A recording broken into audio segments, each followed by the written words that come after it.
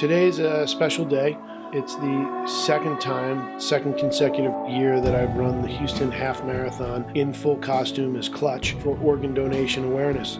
My father's life was saved by an organ donor on February 15th, 2012, when he received a double lung transplant that saved his life. He was suffering from idiopathic pulmonary fibrosis, which is a non-lifestyle related lung disease, a hardening of the lungs, and it was compounded by a case of pneumonia, and I had rushed him to the hospital on February 2nd, 2012. The doctors basically said, we can clear this pneumonia up, but he has about 3 months to live if he doesn't get a transplant. And a week later, he was on the transplant list, and a week later after that, he got the transplant that saved his life, and it was surreal and crazy, emotional, and one of the toughest times in my life, but one of the greatest, most triumphant moments of my life. A year later, we got to meet the Heidemann family, the parents of Ian Heidemann, who was the boy, 22-year-old young man who tragically died in a car accident on Valentine's Day 2012. And it's a surreal thing to watch a man listen with a stethoscope to your father's lungs that are really his son's lungs, inhale and exhale in your father's chest. We're forever grateful to Ian. We're forever grateful to the Heidemann family. I'm in awe of the way they handle things with such grace. They've taken on the cause of organ donation to pay tribute to their son and to try to tell his story and pay it forward. I remember when I first met Rob just sobbing into his shoulder and him consoling me because it was my first confrontation with the grief of the loss of his son, and he had had a year to start digesting it, and he just looked at me and said, it's all right. We feel like this gives us even more closure in that our son gets to live on.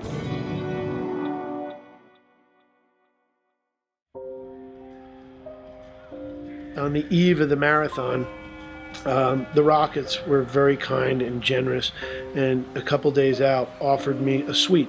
These suites are nice.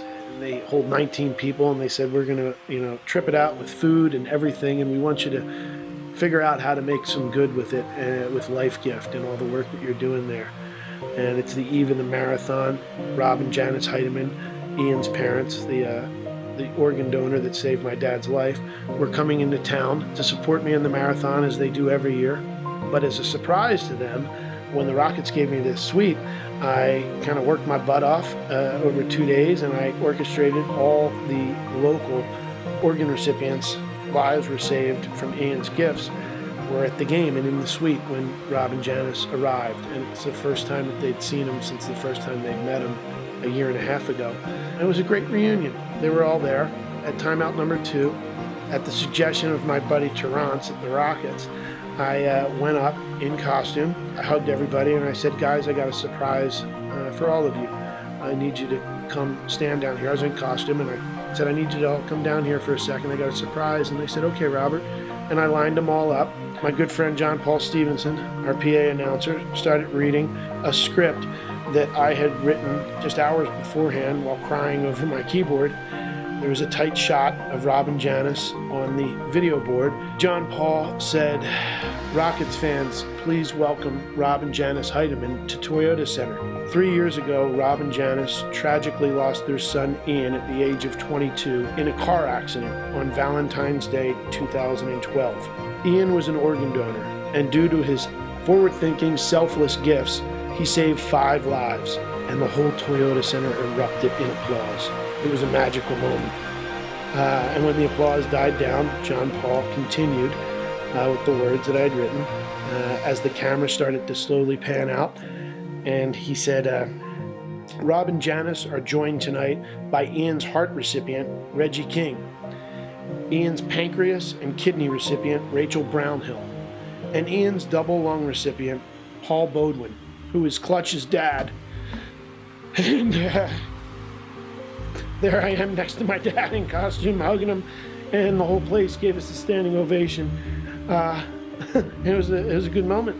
And then I went up and hugged Rob after the cameras turned off, and Rob starts crying into my shoulder, and I'm crying into his through the costume. And he just said, thank you, Robert. And I said, no, thank you, Rob.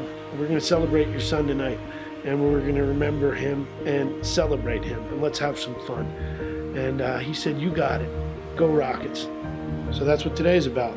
Today's about creating the biggest spectacle in a fun, silly, goofy way with a 6'8", 92-inch waist teddy bear that's going to run 13.1 miles, and he's going to stand out in the crowd, and people are going to turn their heads and go, what? This is ridiculous. This is amazing. This is silly. And then when they do turn their heads, they're going to see the band across my forehead that has DonateLifeTexas.org on it, and they're going to see the message on my t-shirt, the 6XL that it is, along with the rest of my team that's running with me, that says Team Clutch. I run for organ donation awareness. DonateLifeTexas.org. Become an organ donor today, and also LifeGift.org. Today is one piece of my quest to try to convince as many people in our country to say yes to organ donation as possible. There's 120,000 people on the transplant waiting list. 18 people die every single day in our country that otherwise would have been saved if there was enough available organs and people registered to be organ donors. It's something that everybody can participate in. It's something that everybody might benefit at one point in their life. And it only takes about 60 seconds to go online and sign up.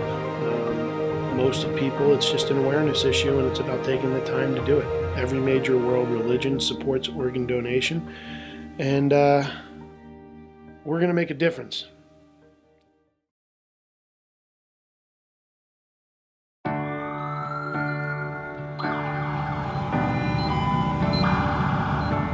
I'll be honest with you, I was a little scared when the race started, and I was nervous. It's one thing to set forth with a plan, but, you know, it was tough. I only had 4 hours sleep.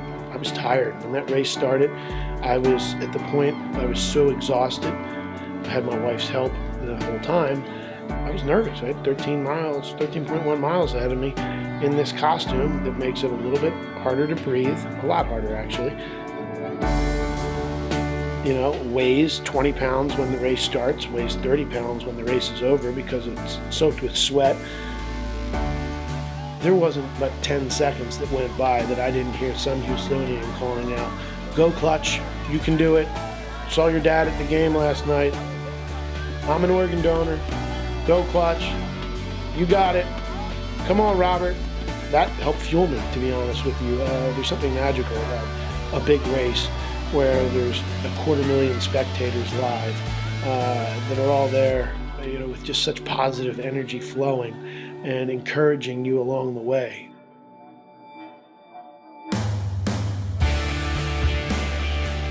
So in one way you're alone in that you're having to do the hard work and, you know, stave off the pain, but in another way you're surrounded by people and you feel uplifted and supported by them. And some of them are, you know, most of them are complete strangers, but you all kind of feel like you're in it together. But at mile 7 I started to get shaky, and I knew I'm not going to be able to run this entire thing solid. I'm going to have to stop at some point. You know, and then we took a pit stop right after mile 9 to change costumes so that I didn't have this waterlogged, sweat-logged one on. And that was tough because anytime you stop, any long-distance runner will tell you, even if they're not running a teddy bear costume, that if you stop, you start to seize up. You cramp up, you know, your calves on me will start to cramp up and it feels like you got softballs in your calves. So I was trying to make that pit stop as quick as possible, down 2 bottles of Gatorade as I'm changing the body part of the costume, but I had to keep the t-shirt on because that's what had the message about organ donation on it. And then the new body, we forgot, had a little centerpiece between the legs that gives the belly a little bit of the shape, but when running, chafes really bad. One time I ran 10 miles in the costume without that piece, with that piece in, and it chafed me to the point of cutting my legs and bleeding. So, you know, one of my guys had a knife and I'm cutting out the middle part of it just in a hurry and sliced that out, got the costume back on and got back out there on the path. It was like a crazy pit stop in NASCAR or something. I started to break down around mile 10. I remember distinctly thinking, man, in the next 5 minutes, I might break down emotionally and start sobbing. I might throw up, or I might pass out. I was also fueled by, I gotta do this. I truly believe, saving lives. It's inspiring people to sign up to be donors.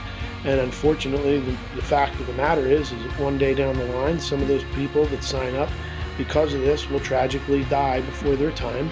And either that can just be a tragedy and those people, and their organs can go to waste, or they can create miracles and save lives. So that fueled me. We finished it. We got in. We didn't set any world records. My quickest time in a half marathon out of costume is 1:38. That day, I think we finished at 2:51. Year before, we did it in 2:29. So this was a tougher year.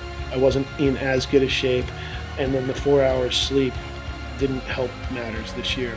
The best part of the race was finishing. When it was over. The pain was done. But the pride lives forever, as they say.